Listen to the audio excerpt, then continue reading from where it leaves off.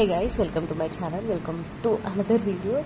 So చాలా రోజులు అవుతుంది వీడియో చేయక, బికాస్ ఫైనల్ ఎగ్జామ్స్ వచ్చేసినాయి. ఇంటర్నల్స్ ప్రీ ఫైనల్స్ ప్రాక్టికల్స్ ఇవన్నీ ఉన్నాయన్నమాట. సో చదువుకోవాలి, హమ్తో పడనా హే.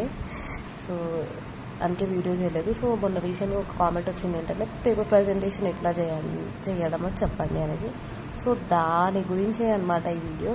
సో నేను అసలు సొల్లేమట్ను డైరెక్ట్ వీడియోలకి. ఫస్ట్ అయితే అనాటమీలో డయాగ్రామ్స్ ఉంటాయి కదా, లేబులింగ్ చేయాలి, పార్ట్స్ లేబులింగ్ చేయాలన్నమాట. అండ్ డయాగ్రామ్ నీట్గా డ్రా చేయాలా. సో మనం ఎంత మంచిగా డయాగ్రామ్ డ్రా చేస్తే అన్ని మార్క్స్ పడతాయి అనమాట. సో ప్రతి ఒక్క ఆన్సర్కి డయాగ్రామ్ చేయాలి. అండ్ 10 మార్క్స్ ఆన్సర్కి అయితే పక్కా డయాగ్రామ్ ఉండాలి. అండ్ డయాగ్రామ్స్ గురించి రాయాలా.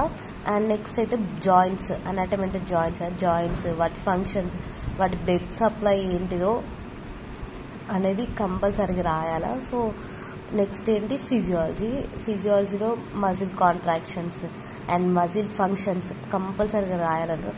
మజిల్ చాప్టర్ నుంచి డెఫినెట్లీ ఒక 2-3 క్వశ్చన్స్ అయితే వస్తాయి.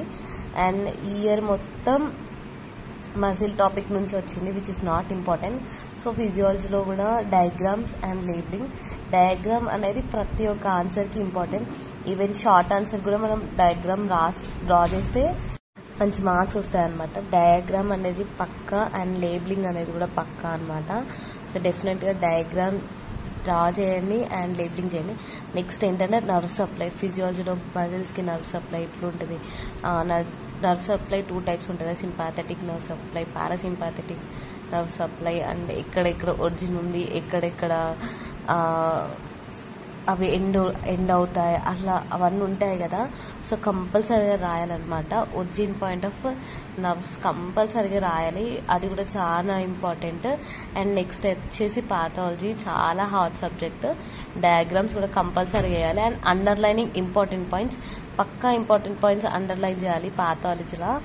అండ్ డిసీజ్ రిలేటెడ్ టు ఇన్ఫెక్షన్కి రిలేటెడ్గా డిసీజ్ ఏమొస్తాయి అండ్ క్లినికల్ బేస్డ్ ఆన్సర్స్ రాయాలన్నమాట. పాథాలజికల్ కండిషన్స్ అయితే కంపల్సరీగా రాయాలి. అండ్ ఫిజియోపాథలాజికల్ కండిషన్స్ కూడా ఉంటాయన్నమాట. సో అవి కూడా రాయాలి. ఇంకొకటి ఏంటంటే బయోకెమిస్ట్రీ సింపుల్ సబ్జెక్ట్, ఈజీగా అయిపోద్ది. బేసిక్స్ ఉంటాయన్నమాట. విటమిన్స్, ఇమ్యునోగ్లోబిన్స్, కార్బోహైడ్రేట్స్, వాటి టైప్స్. ఇమ్యునోగ్లోబిన్స్ ఏంటంటే ఇమ్యునోగ్లోబిన్స్ రాయాలి, వాటి స్ట్రక్చర్స్ కూడా రాయాలి. అండ్ వాటి ఫంక్షన్స్ కూడా రాయాలన్నమాట. ఎన్ని టైప్స్ ఆఫ్ ఇమ్యునోగ్లోబిన్స్ ఉంటాయి, అవి వాటి ఫంక్షన్స్ ఏంటి అట్లా రాయాలి. And vitamin C, vitamin E, B అవి ఉంటాయి కదా, వాటి టైప్స్, వాటి ఫంక్షన్స్ ఏంటి, అవి వాటి వల్ల యూజెస్ ఏంటి హ్యూమన్ బాడీకి అనేది క్వశ్చన్స్ అడుగుతారు మోస్ట్లీ. అండ్ కార్బోహైడ్రేట్స్, వాటి టైప్స్, ఉంటాయి కదా కార్బోహైడ్రేట్స్ టైప్స్, వాటి గురించి కూడా మీరు కంపల్సరీ రాయాలి. And next microbiology, one of hardest subject అనమాట. మైక్రోబయాలజీ అయితే చాలా డెప్త్గా ఉంటుంది. And virology, bacteriology and bacteria, ఇంకా ఇది ఉంటుంది కదా మనకి మైక్రోస్కోపీకి invention of bacteria cell walls, ఇవన్నీ చాలా ఇంపార్టెంట్ క్వశ్చన్స్ అనమాట. బ్యాక్టీరియా టైప్స్, అవి గ్రామ్ పాజిటివా, గ్రామ్ నెగిటివా, అండ్ క్లినికల్ ల్యాబొరేటరీలో మనం ఎట్లా టెస్ట్ చేస్తాము,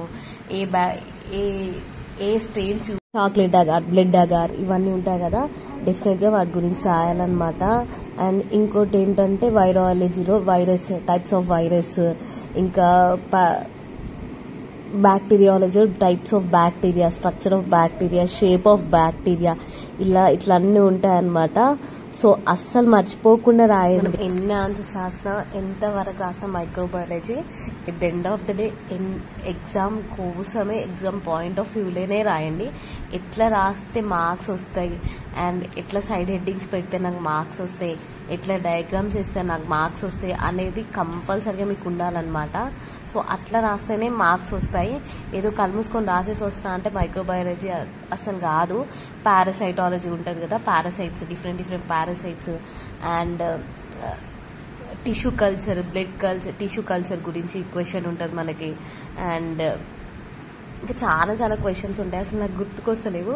so bacteria, infections, disinfectants, sterilisation methods, ఏమేమి యూజ్ చేస్తారు ఇట్లా ఉంటాయి అనమాట. డెఫినెట్గా ప్రతి ఒక్క ఆన్సర్ ప్రతి ఒక్క పాయింట్ రాయాలి అండ్ ప్రతి ఒక్క పాయింట్కి అండర్లైన్ చేయాలి. So blood agar chocolate agar గురించి కూడా రాయాలి. వాటిపైన కూడా క్వశ్చన్స్ వస్తాయి. టిష్యూ కల్చర్లో క్వశ్చన్స్ ఉంటాయి కదా, వాటి గురించి కూడా అడుగుతారు, మ్యాక్సిమం అడుగుతారు. సో మోస్ట్లీ ఏంటంటే వైరాలజీలోనే అడుగుతారు, లేకపోతే వైరాలజీలోనే క్వశ్చన్స్ అడుగుతారు, లేకపోతే బ్యాక్టీరియాలజీ, ఈ స్టెరిలైజేషన్స్ ఇవన్నీ తక్కువ అడుగుతారు. లాస్ట్ ఇయర్ అయితే అన్ఎక్స్పెక్టెడ్ పేపర్, ఈ ఇయర్ కూడా ఈజీగా వచ్చింది పేపర్. ఈజీ వచ్చిందని మాత్రం నెగ్లెక్ట్ చేయకండి గైస్. సో మంచిగా రాయండి అండ్ ప్రాక్టీస్ చేయడం. సో చూసే వాళ్ళు ఏంటంటే లైక్ చేయండి. సో లైక్ చేస్తే ఈ వీడియో చాలా మందికి రీచ్ అవుద్ది, వాళ్ళకు కూడా కొంచెం హెల్ప్ఫుల్గా ఉంటుంది. అండ్ సబ్స్క్రైబ్ చేసుకోండి. సబ్స్క్రైబ్ చేయని వాళ్ళు చాలా మంది చూస్తున్నారు. So please consider subscribe button. Bye guys, good night and చదవండి. నాకు తెలిసి నెక్స్ట్ మంత్ నుంచి పక్కా హాలిడేస్ ఉంటాయి మీకు. Bye guys, good night and take care and subscribe to my channel.